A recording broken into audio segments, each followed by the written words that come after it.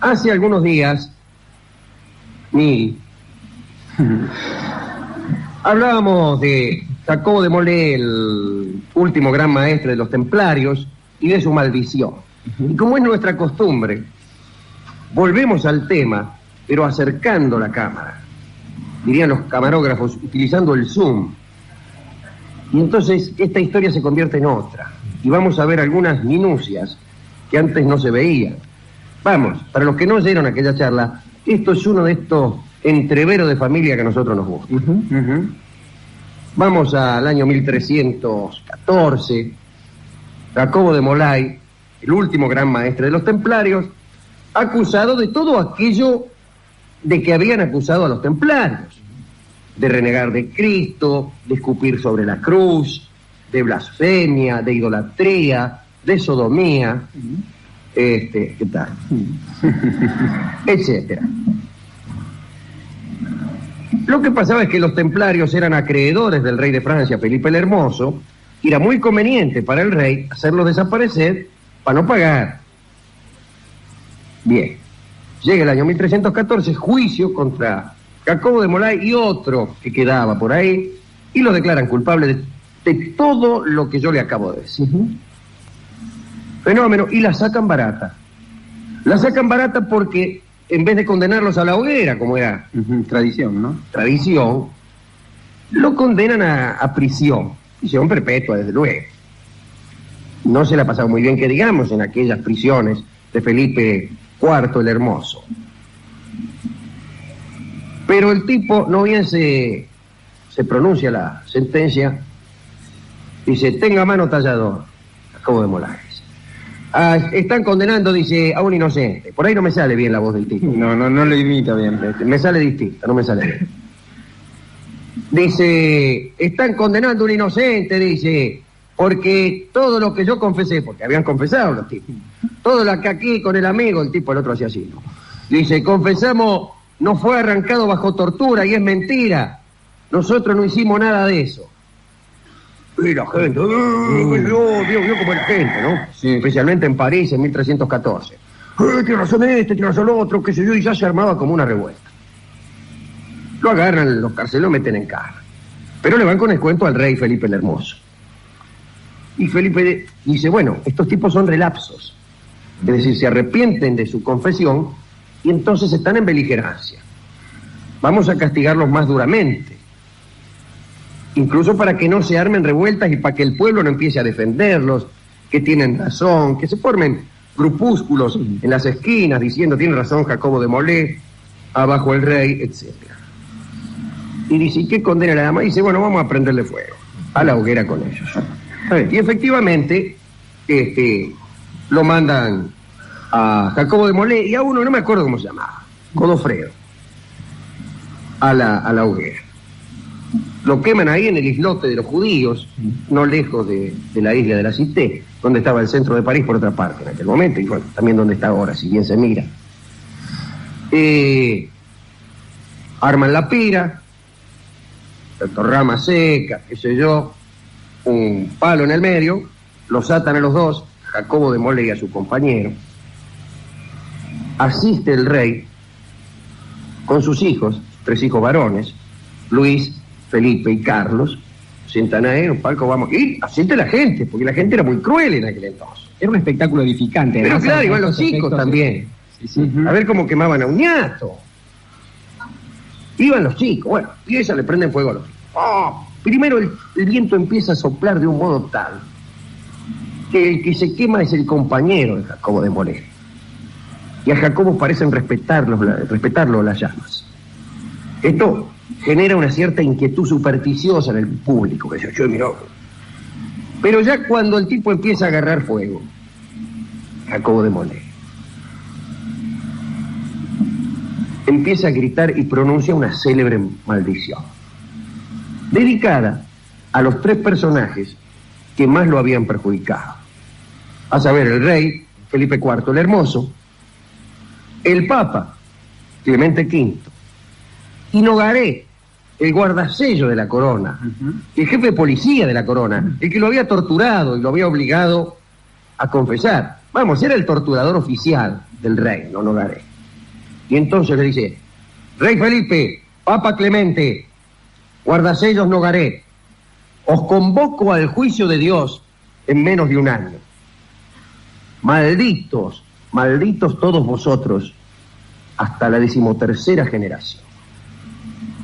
No, la gente dice: mirá, lo maldijo, qué sé yo.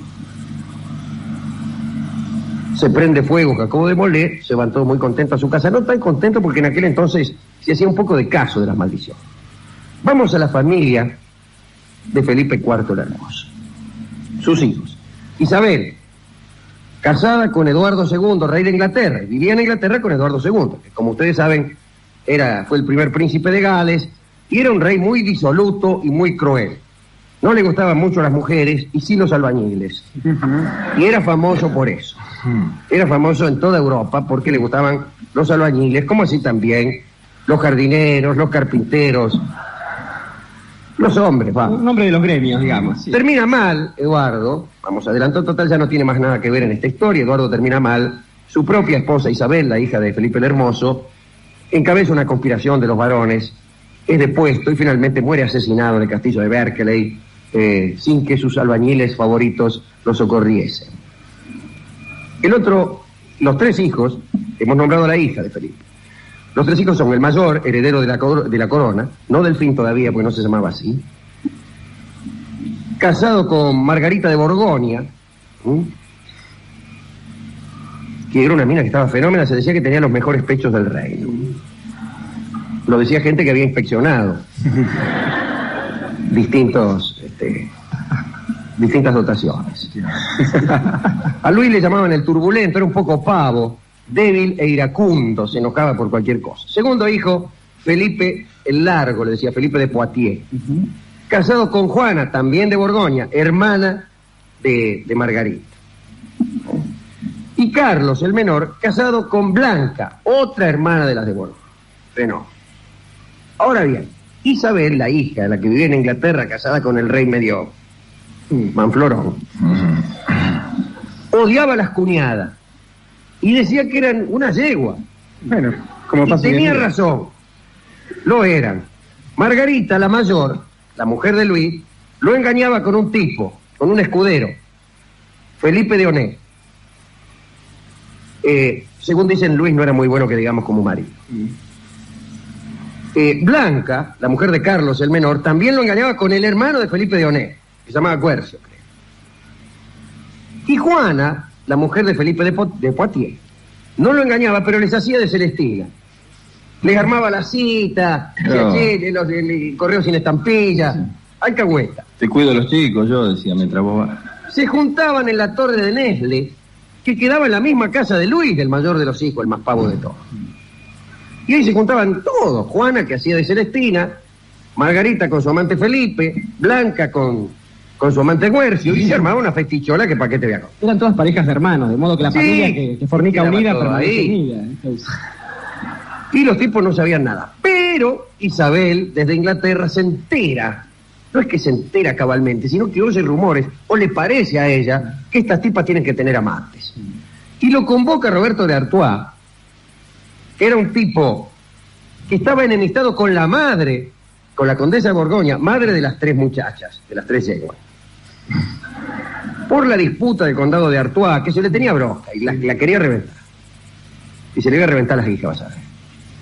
Se entrevista con Isabel y dice: che, yo estoy seguro que estas tipas andan con alguno, pero no sé con quién. Isabel le dice: vos vigilala, y en cuanto te entere, me avisá. Y yo bato la cana ante mi papá Felipe. Roberto de Artois empieza a vigilarlas a las minas. Y un día, en la vecindad de la torre de Nesle, se encuentra con Felipe de Onés y con su hermanito, que volvían de una de sus aventuras. Y haciéndose el simpático, medio le sonsaca. Ya no tiene ninguna duda.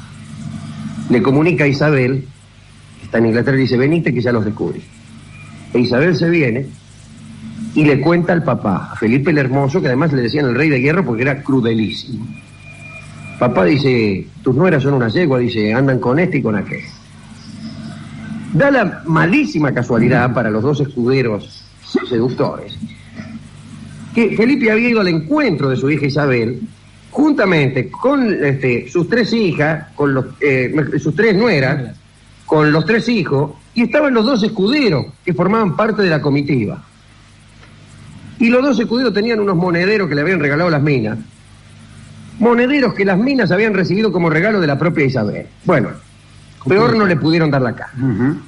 Ahí el rey los encana a los tipos y a sus nueras. Penas. Las chicas fueron condenadas, por lo menos, primero torturaron a los tipos, ¿no? Para que confesaran todo. Nogaret dice, bueno, a ver, empezaron, pegaron una apretada y enseguida batieron los 2 escuderos. Así que se supo todo. Y se supo que Juana, la mujer de Felipe de Poitiers, era inocente, aunque era celestina, pero no había pecado contra la honra del matrimonio. A las 2 chicas que habían sido adúlteras las encierran de por vida en un castillo, y a la otra la encierran también, pero hasta que el rey le pluguiere. Para los tipos la pena es un poco más grave. Primero los desollan vivos, si le arrancan la piel. Después los castran. Después le cortan la cabeza. Después los echan. Sí, después los echan. Por suerte no los mataron, ¿no? Sí.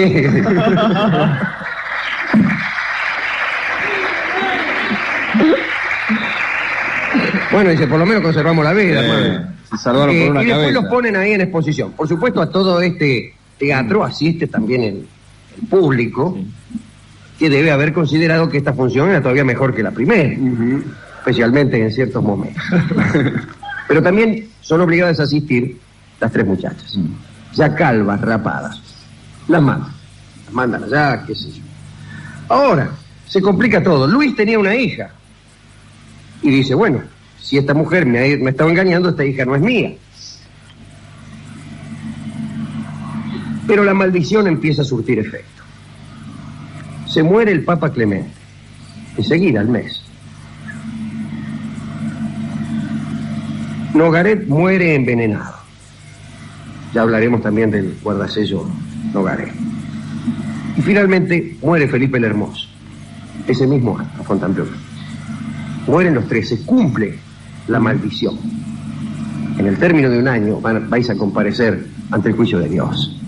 Pero sigue con las descendientes, porque asume Luis, el turbulento. Y avergonzado por su fracaso matrimonial, se quiere casar con otra mina.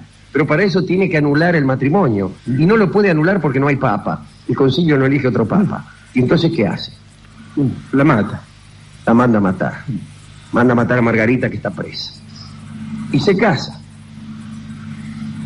Pero la condesa de Borgoña, que le tenía mucha bronca, lo envenena a él también, con garrapiñadas.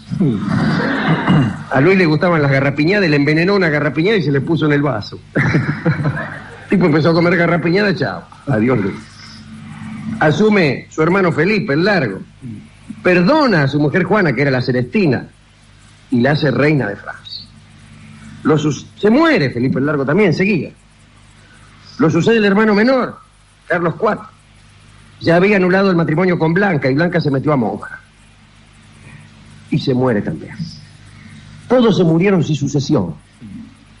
Y el hijo póstumo que tuvo Luis se murió también. Y se terminó la dinastía. Se terminó la dinastía que asumió Felipe VI de Valois, fue el primero de los Valois. Pero, y este es el último cuentito, Nogaret, el guardasellos, era muy meticuloso con los asuntos de la religión, porque él era descendiente de cátaros, que era una especie de herejes del sur de Francia, que negaban la divinidad de Cristo, se oponían a la procreación, si el que procrear era malo, de manera que eso era una secta que no tenía futuro. Pero bueno, hay una famosa cruzada contra los cátaros o contra los albigenses, que así se les conocía, y ahí hay un famoso guerrero, Simón de Montfort, que dice, mátenlos a todos. Pero ¿cómo? Le pregunta a alguien, ¿cómo reconoceremos a los nuestros? Y si usted los mata a todos, que Dios elija a los suyos. Crudelísimo. Se sospechaba que Nogaret era cátaro. Y hasta fue excomulgado por Bonifacio, el papa anterior a Clemente. Cuando viene Clemente, Clemente le levanta la excomunión, pero le dice, te la levanto a condición de que hagas una peregrinación a Tierra Santa, vos o tus descendientes. Nogaret no la hizo. Los descendientes se olvidaron. Y hace pocos años, creo que ante el Papa Pablo VI, se presentan dos señoras, descendientes de Nogaret, y dicen, mire, nuestro ancestro Nogaret prometió peregrinar a Tierra Santa a él o a alguno de sus descendientes. Todavía no lo hemos hecho. ¿Qué quiere que hagamos? Y Pablo VI le dijo, délo por cumplido, vayan con Dios. Recién hace pocos años terminó esta historia de maldiciones y excomuniones. En todo esto campea una crueldad tan extravagante que es justamente aquella que motiva la presencia de este tema en nuestras charlas. Resulta difícil dedicarla a alguien, si bien nosotros amamos a los amantes clandestinos, estos dos escuderos no parecen muy dignos de dedicatoria. Las chicas tampoco. No son lo mejor, pero quizás, Alejandro, debemos centrarnos en otra cosa que también es protagonista de esta historia, que es el lugar donde sucede. Y estoy hablando de París, justamente. Aquella ciudad que fue primero conquistada por el amigo Jacques de Molay y que después la perdió, pero supo maldecir por eso. Y también digo, aquellas personas que sucesivamente fueron conquistando París para producir algún tipo de bien sobre la humanidad. Pienso en varios amigos de este programa. Enrique IV de Navarra, nuestro primer Borbón por ahí, para quien París bien debía valer una misa. Claro. Después pienso también en otro amigo nuestro, un corso, Napoleón Bonaparte, que también supo conquistar París. Mucho más cerca, por aquí, pienso en otro señor, Charles de Gaulle, que supo resistir cuando todos agachaban la cabeza bajo el invasor nazi y pudo conquistar París nuevamente. Y sobre todo pienso en un hombre, un argentino, que como algunos buenos argentinos había nacido en Francia y que también conquistó París, porque cuando uno conquista esa ciudad no puede menos que quedarse anclado en ella, ¿no? Y es entonces, para la gente de la radio, ya que no para nosotros, cuando este hombre que conquistó París canta Anclado en París, dedicado a Jacobo de Molay, pobre, que era inocente de todo aquello. Y para todos los inocentes también, vaya esta dedicatoria.